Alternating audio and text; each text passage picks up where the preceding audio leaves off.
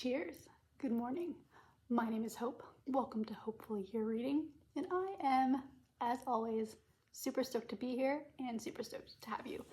I am going to go through a couple of books I'm excited about. In my last video, I was talking how reading had been a struggle for me, and I decided to just do some research into books, new releases, anticipated releases, find some books that I could get excited about, so hopefully my reading can get back on track. It is slowly progressing in the right direction. Fingers crossed that it continues to do so. But before we get going, let's have a sip of coffee. This is my new favorite mug. My husband got it for me. We love Lego. It makes me so freaking happy. And so either you get the smiley face, or if I need it, I drink with this hand and I get the smiley face. Okay, let's talk about 3 books that I'm super excited about. Two are fairly new releases. One is an ARC, and they're just the ones that I have physically. So we'll talk about those first. Let's talk about the ARC first. We have High Season by Katie Bishop. This comes out in August, and it seems to be a bit of a don't trust your own memories type book. A girl witnesses a drowning, and it looks like it's a murder when she's a very young child, and I guess as she ages, questions come into how reliable her memory is and how reliable her statement of testimony was because of how young she was. That's what it seems to sound like, and it also is compared to books by Celeste Ng, who is very good at creating kind of small community drama, and I'm kind of expecting it to be a bit of a page turner, and I think that will be really great. First of all, for summer, High Season, it takes place in a sun-baked summer, a sinister setting. I'm excited about this one. And then a book that I discovered yesterday and was actually available to me at the library is The Garden by Nick Newman. I really enjoy the cover of this. Do it without the glare. And this is a hypnotic novel about 2 elderly sisters living alone at the edge of the world. It seems like these 2 sisters have really been cut off from society, and something happens that brings that world in. The bottom thing is Evelyn and Lily are forced to confront the dark truths about themselves, the garden, and the world as they've known it. I'm looking forward to this. It kind of reminds me a little bit of, what did I just read? About the man who was kept away from society for a while. I don't remember what it was called. Oh my goodness. But there is a book about a very reclusive man, and he was discovered, and how he kind of has to come back into society a little bit. That's what it sort of reminds me of, and I enjoyed that book, so I'm looking forward to reading this one. Also, I love a book with elderly protagonists. I think they're fascinating. And then finally, in terms of books that I have on me, although this one not physically, it's an e-reader, I have The Sirens by Amelia Hart, and this follows 3 different timelines. I enjoyed Wayward by Amelia Hart. It had some magic, some speculative stuff in it, and I had a really good time. And this one called The Sirens, so I'm assuming it has to do with pirates and mermaids and that sort of thing. I guess we'll find out. I have no idea. I've read the synopsis once and I don't remember it anymore. But I do know I have seen this book physically, and it is a beautiful book. If you have the chance to check it out, the sprayed edges on this book are top notch, super pretty. And so I'm hoping I'll love it, because if I love it, then I can add it to my book collection. And who doesn't want a pretty book added to their book collection? Those are the books I have physically. Now let's talk about the anticipated releases. I have some that start coming out in May, and I believe go all the way through to November. So we've got a couple to talk about.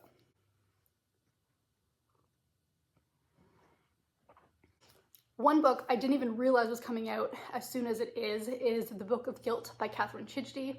I have loved most of the things I have read by Kathryn. I enjoyed Remote Sympathy, but then her last few books, The Axeman Carnival and Pet, so spectacularly written. I'm really, really looking forward to this one. This follows triplets, and I'm not really sure exactly what the story is, but there seems to be some pretty dark, sinister undertones to this one, as a lot of her stories do have, and I am looking forward to reading this. Also coming out in May, we have The Incandescents by Emily, what's her name? Emily Tesh. Another book I had not heard about, and I didn't even really read the synopsis. All I know is part of the comparison was the Scholomance series by Naomi Novik, and I read that series back to back to back in December last year, had a very, very good time with it, and decided to pick this one up. It comes out May, I'm not sure when in May, but it comes out in May. Also in May, we have more of a literary fiction book that I'm excited about, and it is called The Name by Florence Knapp. And in this, you're following a woman who is taking her son, I guess, to be registered. And it's about how the name she chooses really directs the path of his life. And there are 3 different, I think, timelines, or 3 different potential stories you follow based on what his name is. And I find that fascinating. I believe her husband is a cop who to the community is a really well-loved man, but at home is very different.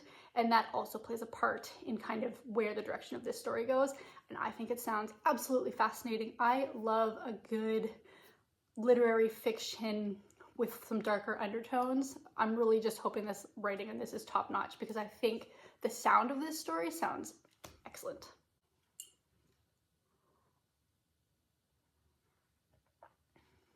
Okay, June. The one book that I am super, super, super excited about. Maggie Stiefvater has written one of my favorite series. It's the Raven Boys cycle, but she has written exclusively YA. And while I enjoyed her Grey Warren series, I kind of got to the point with that where I thought, as much as I love her writing, I love her mind, I love the way she thinks, I don't know that I can read YA anymore. And she has finally come out with her debut adult novel, and I am so excited about it, because on the surface, it's actually not a book that I'd be particularly drawn to, but because I know her writing and I have so much faith in her ability to just totally engross me in a story, I'm very much looking forward to this. It's called The Listeners, and it's going to be a historical fiction, but it's got some magic to it, I believe. It's, what did they say? A fantasy historical fiction. And you are following this hotel that has to play host to Axis diplomats who have Axis prisoners of wars. Even though they have people who are out fighting with the Allies, it sounds really intriguing. I am very, very curious to see how the story is executed, but it is absolutely a book that I will probably pick up the day it comes out, even though I've never read her adult stuff. But it's Maggie Stiefvater. I don't think she can go wrong. Another book coming out in June, and again, I didn't know this author was coming out with anything this year, and it makes me so happy because he is one of those authors I will read anything he comes out with. S.A. Cosby has a new book coming out called King of Ashes, and it is a Godfather-inspired Southern crime epic. S.A. Cosby writes crime, thriller fiction. I don't know if anybody does it better than him, I'll be honest. Just the way he creates characters that are unique and storylines that are so propulsive. And yet, I am not, and we know this very well, a girl that likes gore and graphic stuff in their books. But for some reason with him, he toes that fine line for me that I am able to read his stuff and absolutely love it, even though it gets very dark sometimes. I'm thrilled that he is coming out with a new book because, like I said, I did not know that he had a new one coming out this year. In August, I'm jumping on the bandwagon along with everybody else. Another book that I'm super excited about, Catabasis by R.F. Kuang. I enjoy her storytelling. I don't own any of her stuff, and I don't know that she's ever somebody that I would need to reread.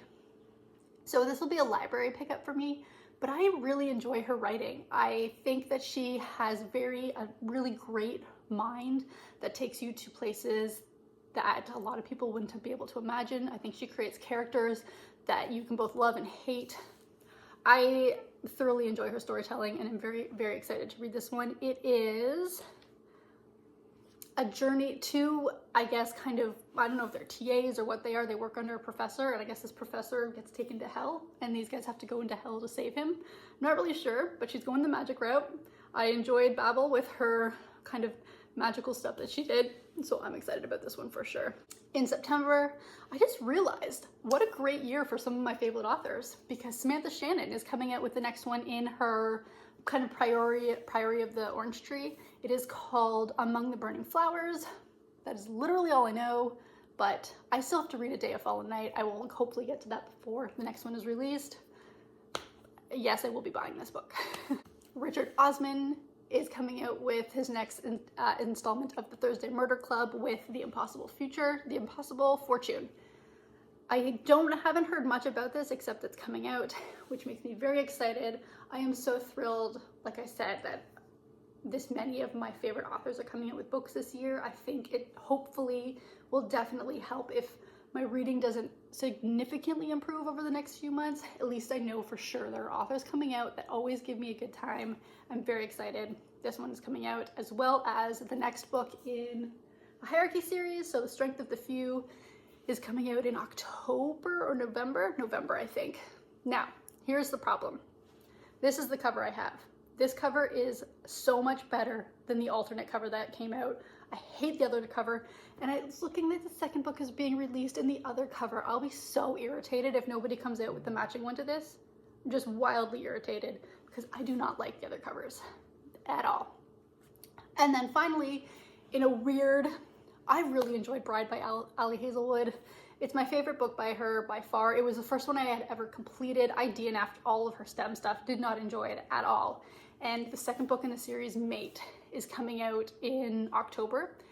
I am looking forward to this. I'm hoping, I don't know if it's following the same characters or what the kind of continuation of the series is, but because of how much I enjoyed Bride, I am really looking forward to this one. It's going to be such an easy read, something to just sit down and read in one sitting probably. Looking forward to it immensely. So those are the new releases and the anticipated reads for me. Tell me, what are the new releases you're excited about? What anticipated reads are you counting down the days for? And let's hope that this helps keep my reading on track, because so far, 2025, you've been a bit of a struggle bus. But I will see you in the next video. Bye.